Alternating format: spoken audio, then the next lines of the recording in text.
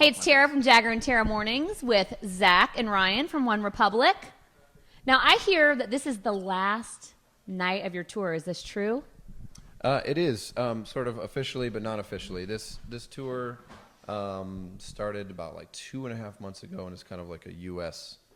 tour. But it's always kind of a loaded question because once we release an album and we start touring, we don't ever really stop. It's just different segments and countries, etc. So this is the last day of our U.S. tour for this year officially. But we still have a million shows left. No, we still have, I think, 7 U.S. dates left. We have Vegas, San Fran, and then a bunch of college dates. Right. But do you get like a week to go home? We get a week off. We get a week off, and then next weekend we're in Vegas and then San Fran.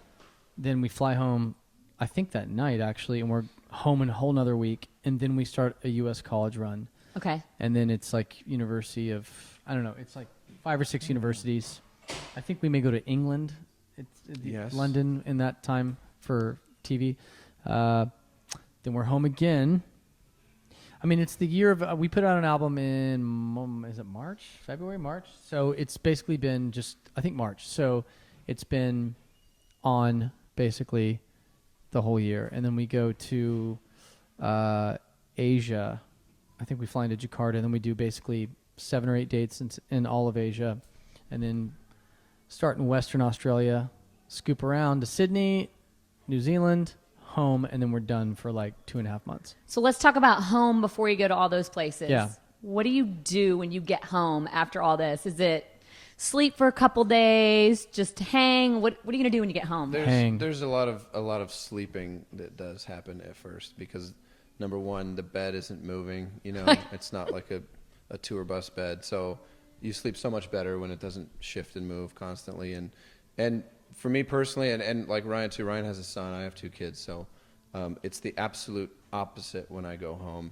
It's now suddenly like I drop my bags and I'm like sweatpant dad, and I'm just on the floor playing and cleaning up messes and going to parks and playing on the swing set, and it's just all that kind of stuff. And, so the wife does to you what I used to do to the ex, which is, here, I'm going to.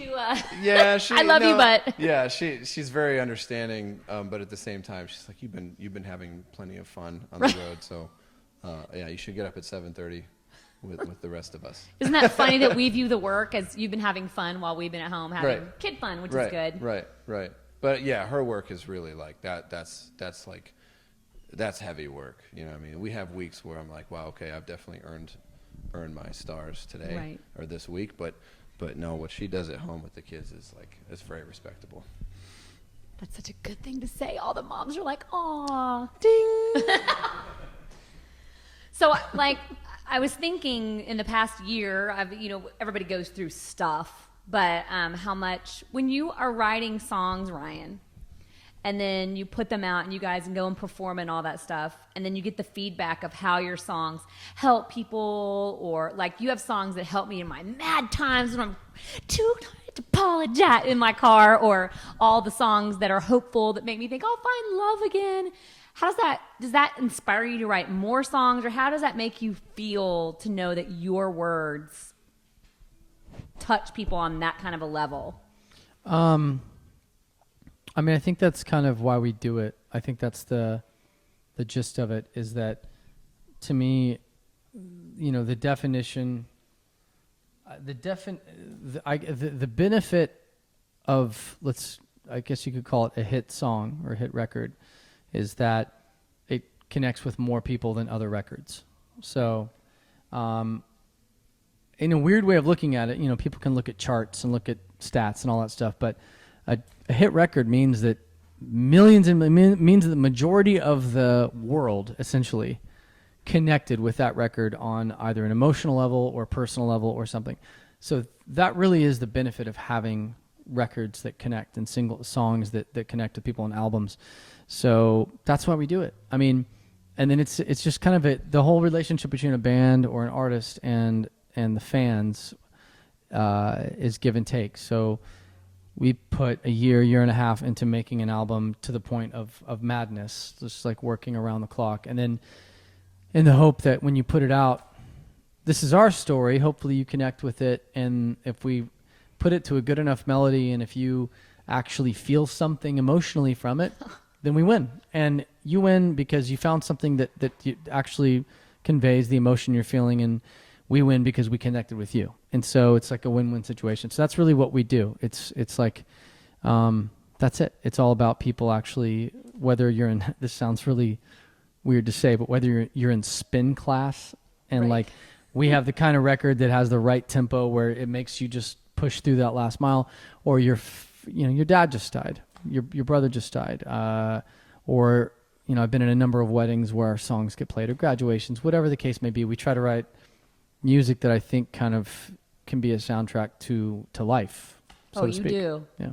I've had many conversations with many people about that, and how One Republic songs, just you always can find one that can help you through or help you celebrate the good or all that stuff. There's so many that connect on so many levels. So I thank you for all the people that have told me the songs that we connect with. Well, thank you. And that's what's the best about you guys. Seriously. Thank you. Like, Thanks. you can be having a really great high moment with the kids in the car, cranking a song, or when they're not with you and you're having a bad moment. But that's just what I love most about you guys, really and truly. Awesome. Well, thank you.